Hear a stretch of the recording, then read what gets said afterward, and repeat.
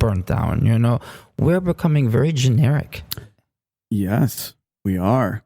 And that's one of the problems that I feel is I am now, like, this show has some association with a more comical podcast called Entering the Black Hole, where very large numbers listen to the show. And on this show, it's almost like the polar opposite. I'm not trying to be the shock jock funny guy. This is just two people having a conversation. No, but you're also a genuinely sincere, interesting. I think you are fragile. Fragility is something I wouldn't. It's delicious. Okay. It's delicious. No, because you have a son, know, and you have a wife, and I'm sure you have a complicated relationship like all of us, Oh, yeah. That does not make you a 20-year-old anymore. You are now part of the machine. I'm the irregular cog right now. But you're part of the machine. I mean, you can tell me whatever you want. I think the deliciousness is when you know that and you continue.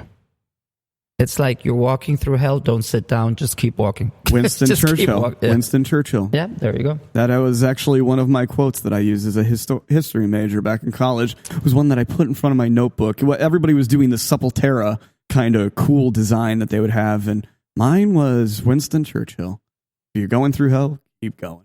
And then we find out that he's a racist and a homophobe. And how do you feel about that historical figures that have been venerated throughout history are now being exposed for their, say, not so savory ideas and beliefs? And it's hard.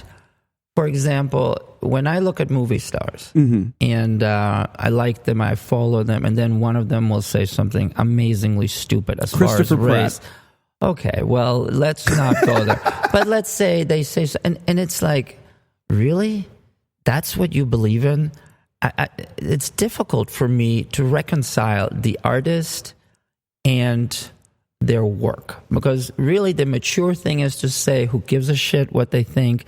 Let me just admire their work. But it gets harder and harder. It is, and very specifically when you have someone you absolutely looked up to as the Screed Guild actor of a lifetime turns out to be really fucking awful. Kevin Spacey is where you hear of someone that you kind of develop almost a certain relationship by watching his most recent Netflix show, where he's talking directly to you as the fake president and the manipulation. I saw that. Now, Kevin is a very uncomfortable thing for me, because he was, like me, a closeted man.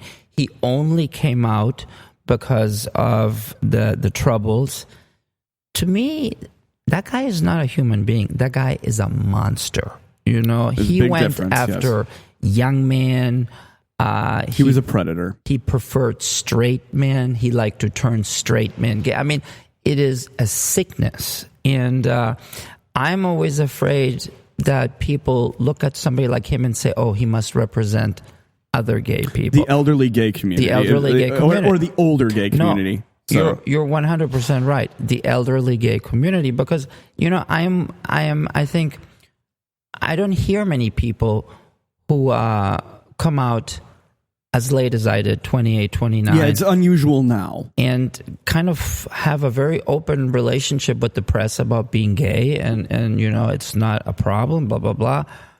But when somebody like that guy comes out and he's not even been honest about being gay, it just dirties the pool. Because let me tell you about gay people. You've got amazing gay people that are the equivalent of saint. Then there's a lot of people in the middle, like me, and then there is absolute human garbage, just like the straights, just like anybody, just like everybody. You can break that down and categorize it any way you want to. Every stereotype has its credibility, and everything has that. That's just a thing of humanity. Is that every group will have its winners and its losers if you just break it down to the simplest math. And it's complicated, because who is that actor that pretended to the hate crime, Juliet Smollett? What is it? It was very recent. And actually, surprisingly enough, after I heard about the story, I didn't want to learn anymore.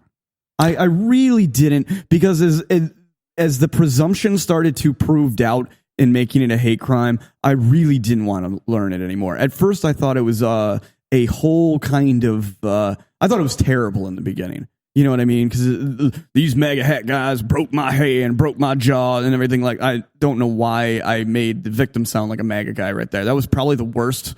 My impressions need to stop. Even as a comedian, they need to stop. Keep going. But anyway, if you keep going down this path, and the story just got more and more bizarre. Like, you can make at least a Lifetime movie out of how bizarre and how this thing has turned around entirely.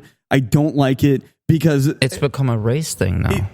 I don't even know if it is a race thing or if it's a gay thing or if it's there's too many angles to it.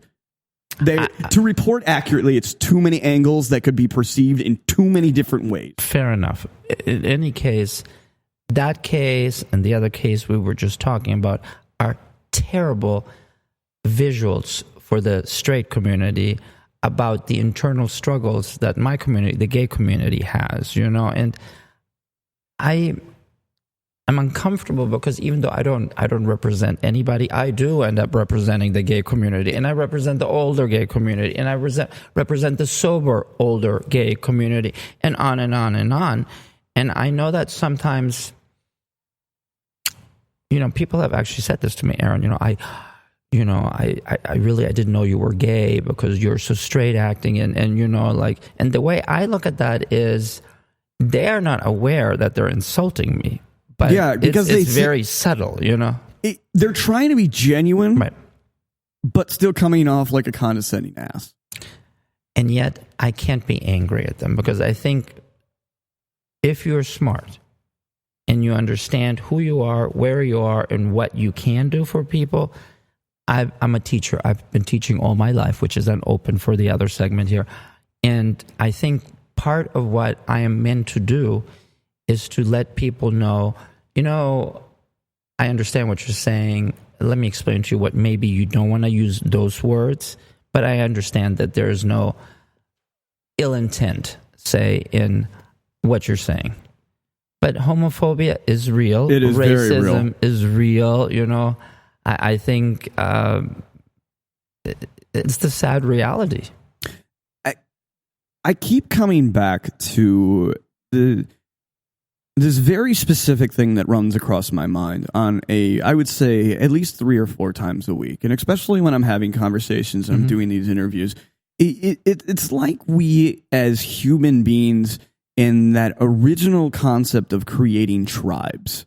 You know what I mean? When you talk about the very beginnings of human, we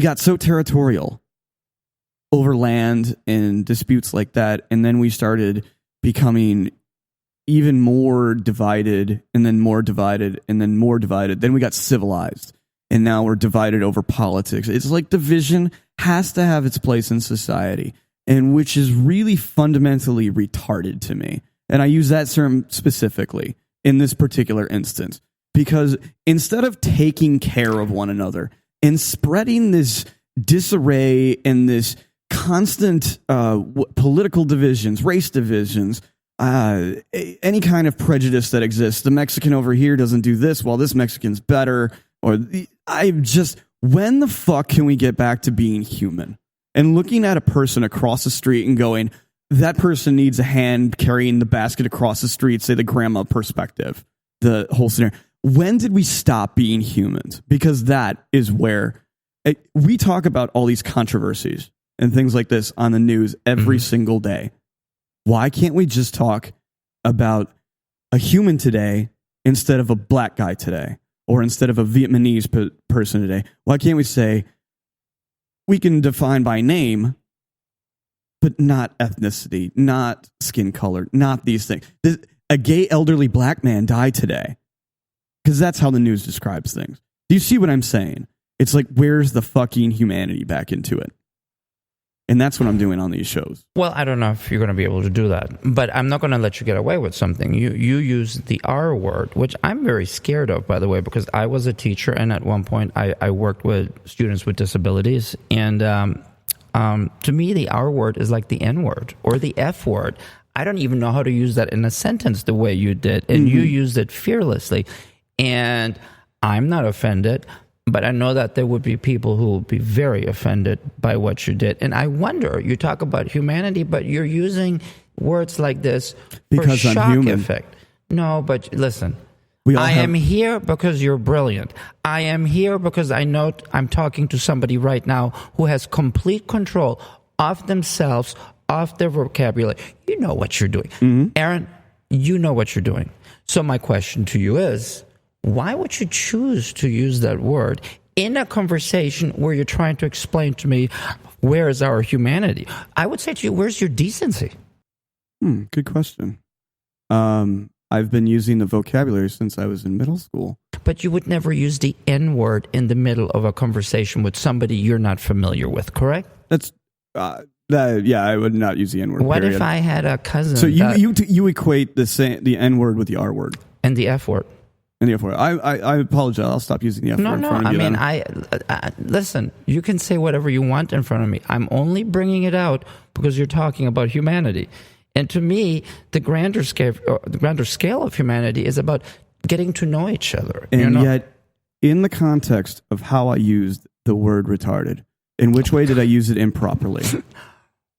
Was I talking about physical humans? I think it's a word. I think it's a word that people are hoping it goes away completely. Like moist. No. You know what I mean. I do know what you mean. And I'm telling you, in the context of the English language, retarded is not intended to mean for people. It is supposed to look, if you look at the actual definition. I know. But that's the point. I'm a comedian. No, I make jokes, and here I'm explaining something. No, it's because you're taking. Me. I pointed at you. You were pointing at me at the pre-op photos. So now this is the real deal shit. No, I'm just kidding. No, it's because the impact of the word. That's exactly why. You know what you're doing. I do. Okay, so it's a bell. Ding, ding, wake up. I have a friend sitting here. His name is Paul. And Paul, what is that word that you said was used by somebody that he got fired for? Do you want to repeat that word? Sure, I will. Niggardly. It actually has no representation of even meaning the color black. Right. With this show, I'm not allowed to use Google. Right. In having this thing. So I know it doesn't mean anything related to the actual. It depends on what context you would use it. If you would use it in the sentence where you're referencing an ethnicity, then I could see it being an issue. But if you're using it in the proper context of how a word is actually supposed to be used, I can understand why the guy got fired because it was a poor word to use ever in a context of. I know exactly what you're talking about. It was during a news broadcast, and it was very specific, and it actually had nothing to do with anything, but it's word association. But you see, you know why he got fired. You understand. Public perception. Right. And for example, the F word, which used to be a bundle of sticks or cigarettes in England, now refers to a very ugly representation of a gay man. Yeah, it's a gay slur. It's a gay slur that, honestly, to me is a very simple word. It's 3 letters. I'm not offended, but I am highly aware that many people in my community are deeply offended by it. What I don't understand about the people in my community or the people in the black community or in any other communities, that in my community, we use that word at each other all the time. It's a term of endearment. I don't. No. But in general context, if we're not talking about every gay man and in certain gay cliques, they use their word. But I don't. I think some words have to be put down. I'm sorry. I do. I mean, I completely understand that.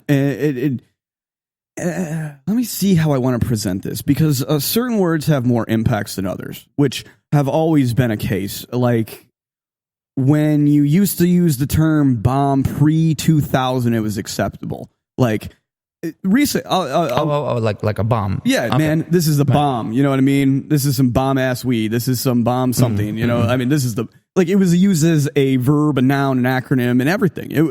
That's a good point. Yeah, in certain words, like now, if you say bomb in public, even us saying bomb now could exactly. Your friend is like, I hear the word bomb. That represents warning, fear, and whatever. But then you look at words that we don't use very often. And Chris and I actually talked about this. It's called the brevity of words. And we specifically talked about one word. And the use of the word is technically what I am. And should I be offended by it because of what I am? Bastard? I've heard I heard that episodes on one salty